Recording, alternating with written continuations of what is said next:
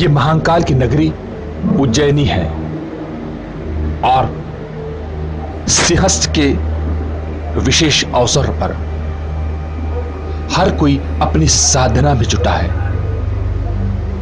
रात का समय है, अंधेरा है, अर्धरात्रि है और इस समय क्रियाएं शमशान में करने के लिए अघोरी तैयार हैं। जी, इस समय साधना के लिए विशेष रूप से उज्जैन में अघोरियों का यूं कहें तांता लगा है, क्योंकि विशेष रूप से जागृत महाकाल के 3 शमशान कहे गए हैं।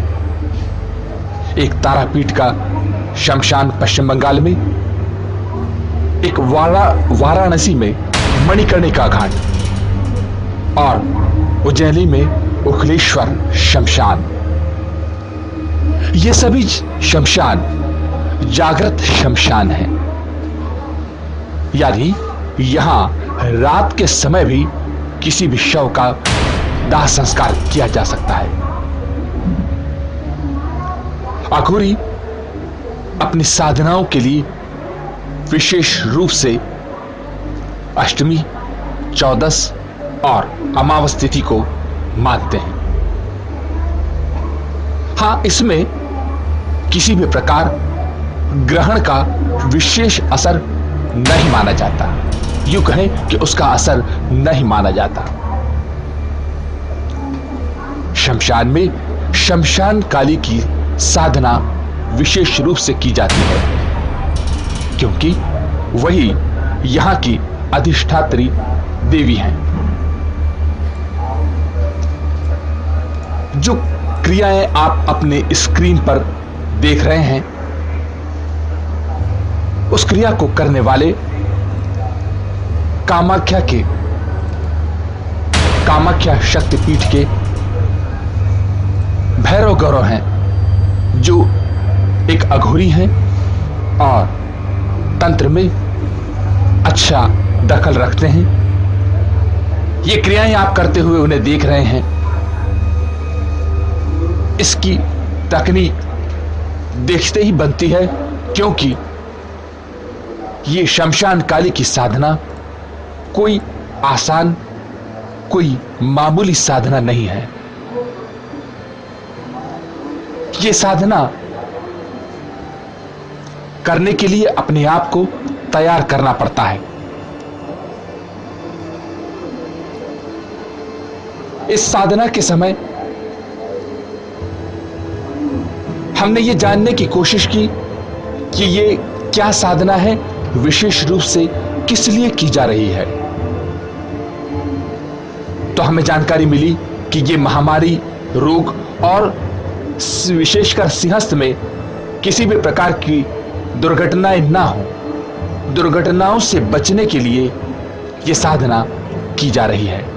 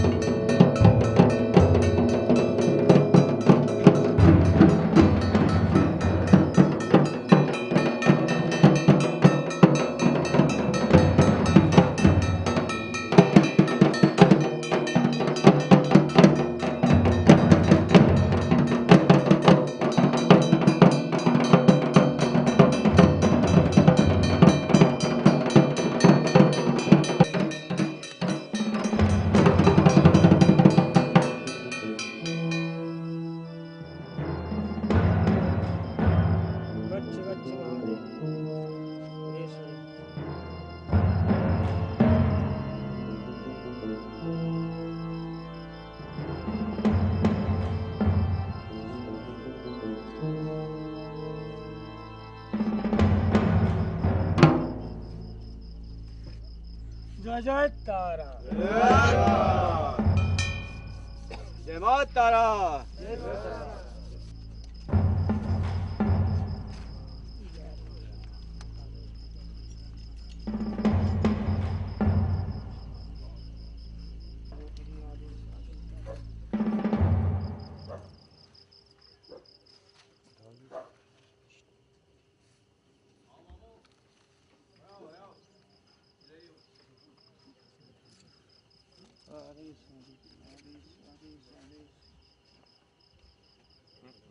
माँ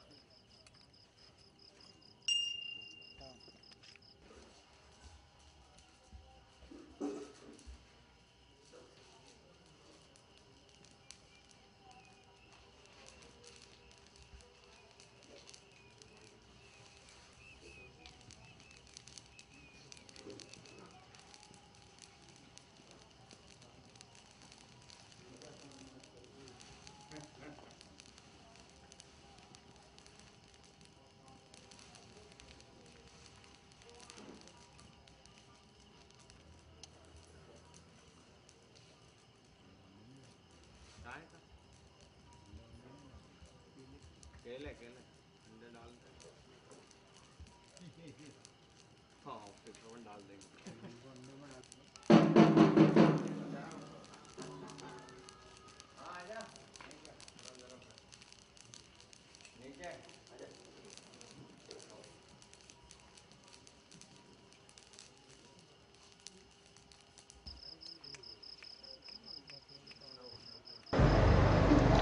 बहुत चर्चा हुई कि ये चांडाल योग भी बन रहा है। क्या ये उसकी उपासना है, क्या उससे बचाव के लिए है? तो जानकारी मिली कि गुरु चांडाल योग से बचने के उपाय पहले ही किए जा चुके हैं। बावजूद इन सब के किसी भी प्रकार की महामारी और रोग से बचाव के लिए शमशान काली की साधना की जा रही है।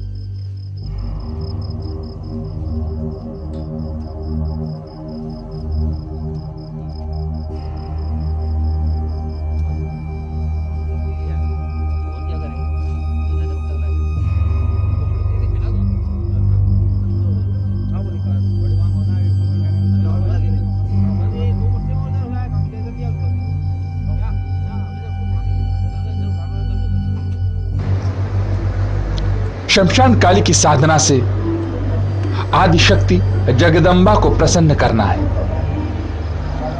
जगदम्बा के प्रसन्न होने से न केवल रोग, महामारी और दुर्घटनाओं से बचाव होगा, बल्कि यहां सिंहस्थ में, उज्जैन में पधारे साधु संत अपनी प्रार्थनाओं और तपस्याओं में सफल होवे, उसके लिए भी ये प्रार्थना है, भगवती से कामना है।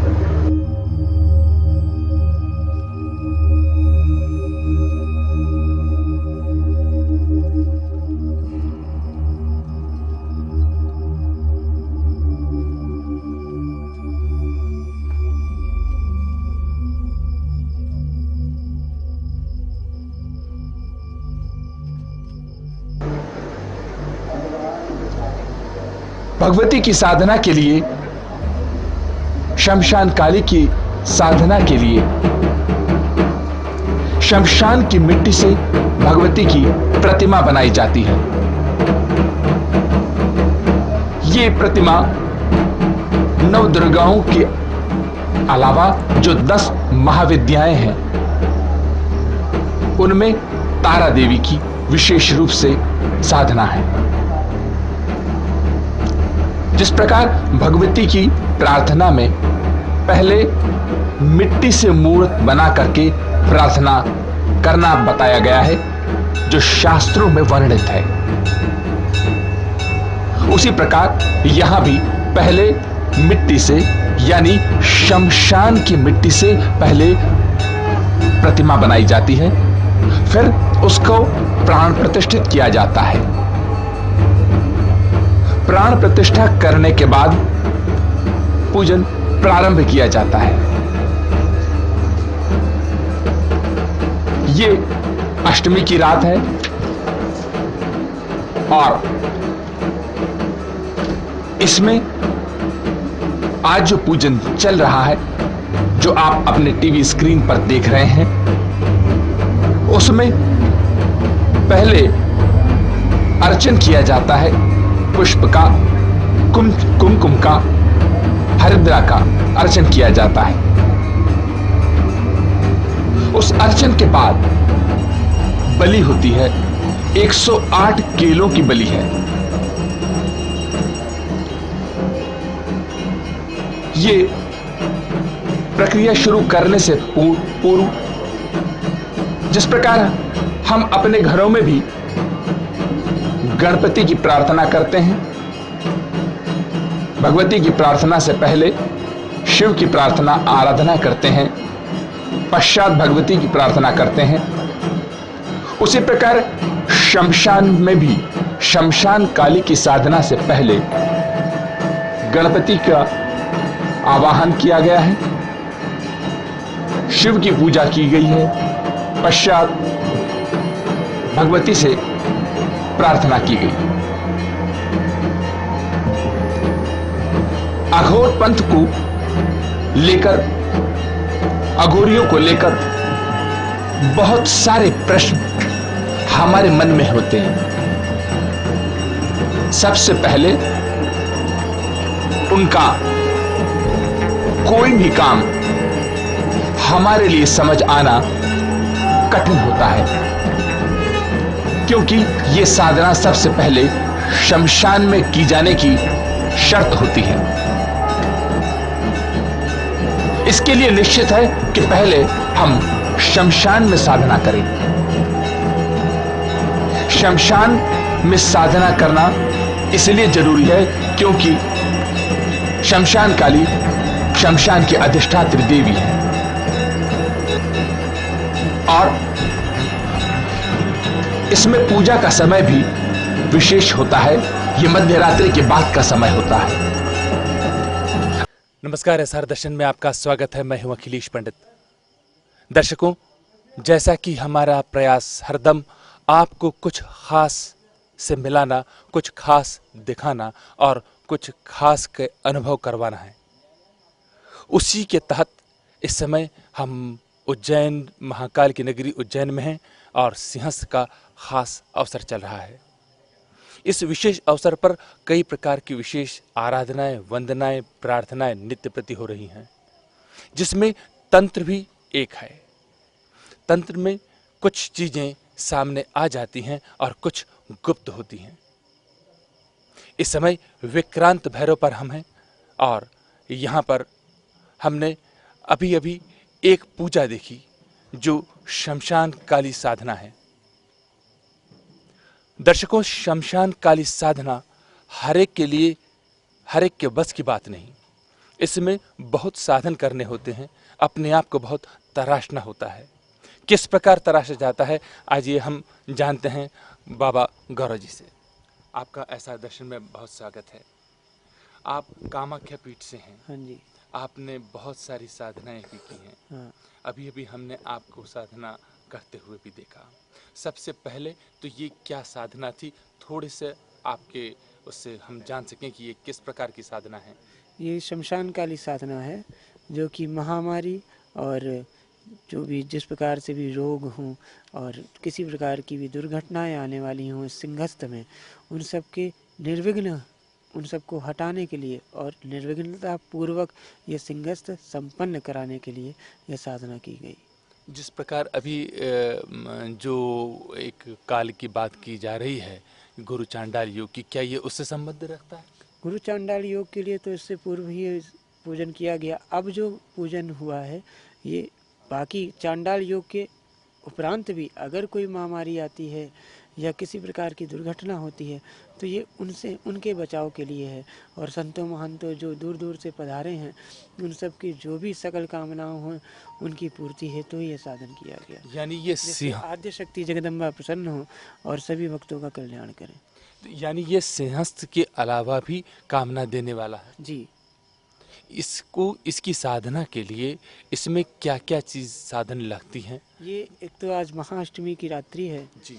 तो महाअष्टमी की रात्रि में माँ भगवती का आवाहन किया गया, जिसमें शमशान की ही भूमि की मिट्टी से भगवती की प्रतिमा बनाई गई, उसमें प्राण प्रतिष्ठा की गई। पश्चात उसे षोडशोपचार पूजन देकर फिर उसमें कुमकुम का अर्चन, हरिद्रा का अर्चन, पुष्प का अर्चन, अक्षत का अर्चन, इस प्रकार से कई प्रकार से अर्चन किया गया। पश्चात 108 किलो की बलि दी गई। बलि देने के उपरांत भगवती का आवाहन विसर्जन किया गया और उसके बाद नदी में उन्हें जल प्रवाह किया गया। आपने कहा कि यहीं की मिट्टी से जी। प्रतिमा बनाई गई। जी। भगवती की आराधना में वैसे भी मिट्टी की प्रतिमा हाथ से बनाने का विधान है। जी। दुर्गा कोई भी सप्तशती में कुछ हाँ, इसी तरह है। कोई भी आराधन करें उसमें पार्थिव प्रतिमा बनाने का ही विधान है। तो जब भगवती की आराधना की जाती है तो ऐसा कहा जाता है कि शिव की भी आराधना कहीं ना कहीं उस समय होती है। क्या आज यहाँ कुछ इस प्रकार भी बिल्कुल, हुआ? भगवती के साथ ही तो उनके शिव हैं। शिव में ई तत्व ही तो भगवती हैं। ई तत्व हटा दें तो शव हो गया। इसलिए शिव और शव दोनों में जब ई तत्व आएगा तभी तो भगवती आएंगी। तो शिव के साधन के लिए क्या किया गया? तो उससे पूर्व ही शिव का पूजन किया गया था। शिव से पूर्व गणपति का पूजन, जो उनके पुत्र हैं उनका ही पूजन किया गया। पश्चात शिव का पूजन किया गया, यानी उनके भैरव का पूजन किया। पश्चात भगवती का पूजन किया गया। ये सारी साधनाएं सिर्फ शमशान में ही संभव है? जी, ये शमशान में ही संभव है, क्योंकि शमशान ही शमशान काली का अधिष्ठात्री क्षेत्र है, इसलिए यहाँ पर ही ये संभव है। विक्रांत भैरव विशेष रूप से किस लिए? विक्रांत भैरव विशेष रूप से इसलिए है क्योंकि पूरे जगत में सिर्फ जो महाकाल के शमशान है वो 3 ही जागृत कहलाए हैं। एक तारापीठ का महाशमशान पश्चिम बंगाल रामपुरहाट में है, दूसरा वाराणसी में मणिकर्णिका घाट और तीसरा औखलेश्वर शमशान उज्जैनी में। तो इसलिए यहाँ का फल 4 गुना ज़्यादा प्राप्त होता है। और ये 3 ही शमशान ऐसे हैं जो हमेशा 24 घंटे जागृत कहलाते हैं, इसलिए यहाँ दिन रात कभी भी चिताएँ भी जलाई दी जा सकती हैं और कभी भी इन पर पूजा भी की जा सकती है। अगर इस समय में यहाँ पर कभी चिता जल रही होती तो क्या ये पूजा फिर भी संभव थी? हाँ, फिर भी पहुँच सब तो और ही उत्तम होता अगर यहाँ पर चिता मिल रही होती, तब इसी पूजा का फल 10 गुना अधिक हो जाता। उसमें क्या नर या नारी के शव का कोई प्रधानता है? ऐसा कोई प्रधानता नहीं है, शव होना चाहिए। तो शव तो किसी भी जीव का हो सकता है। शव किसी जीव का नहीं, मानव देह हो। मानव देह का ही संभव है, क्योंकि मानव देह ही एक ऐसी है जो पंच तत्वों से मिली है। बाकी के जीव जंतु और ऐसा कोई भी हो उनकी देह पंच तत्वों से नहीं मिली है। एक मानव ही एक ऐसा है जिसकी देह पंच तत्वों से मिली, इसलिए पंच तत्वों के शरीर पर ही ये साधन करने का विधान है। तो क्या ऐसा संभव है कि कभी कभी विकलांगता भी होती है शरीर में, तो क्या वो खंडन माना जाएगा? वो साधन नहीं किया जाता है। अगर कोई विकलांग के अगर शवदाह होकर किया जा रहा हो तो क्या ये साधन? हाँ, वो साधन उस पर नहीं किया जाता है।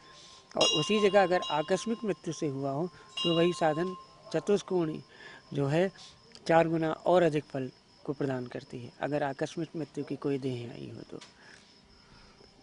दर्शकों, कुल मिलाकर तंत्र को लेकर उठने वाली भ्रांतियों से बचें और ये समझें कि तंत्र जीवन को और सरल करने का ही कहीं कोई उपाय है, बशर्ते आप और हम किसी सही गुरु, किसी सही जानकार के पास पहुँचे हों, उसके द्वारा कोई कार्य संपन्न कराया गया हो, तभी वह सुसंपन्न होगा और सही फल देगा। हम फिर मिलेंगे किसी और विशेषता के साथ।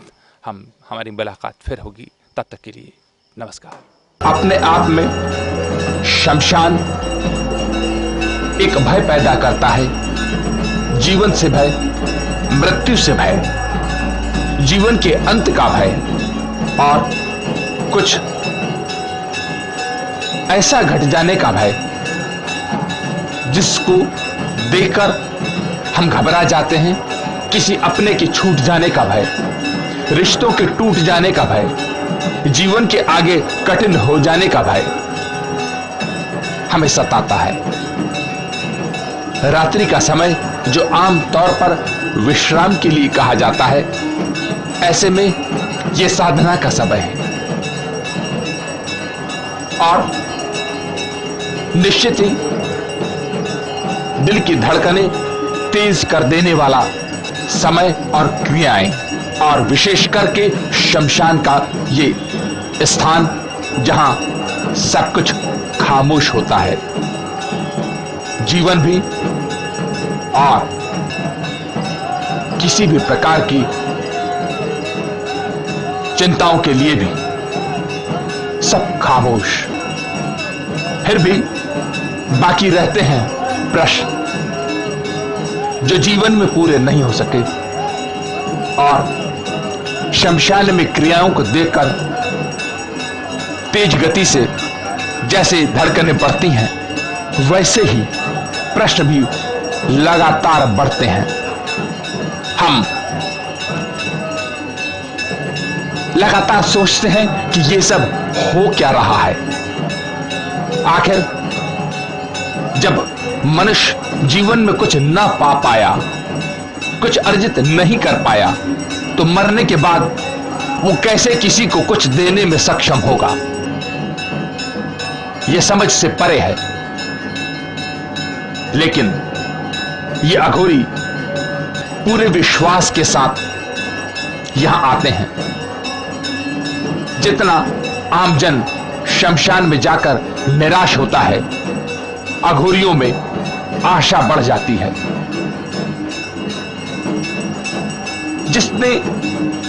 जिस प्रकार की मृत्यु होती है, सामान्य मृत्यु सामान्य फलदायी होती है, और आकस्मिक मृत्यु जो जितना ज्यादा दर्द देती है, उतना ही अघोरियों को उनका फल देती है।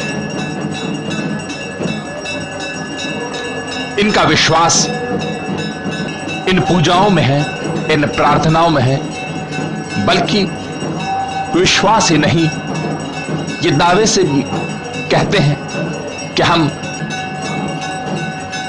इन क्रियाओं के द्वारा आम जन की समस्याओं को दूर कर देते हैं।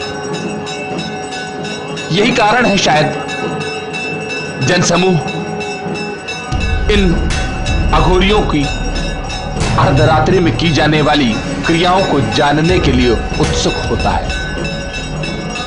ऐसा दर्शन आपको लगातार इनकी क्रियाओं को करते हुए आपको रूबरू करवाएगा। देखते रहिए ऐसा दर्शन।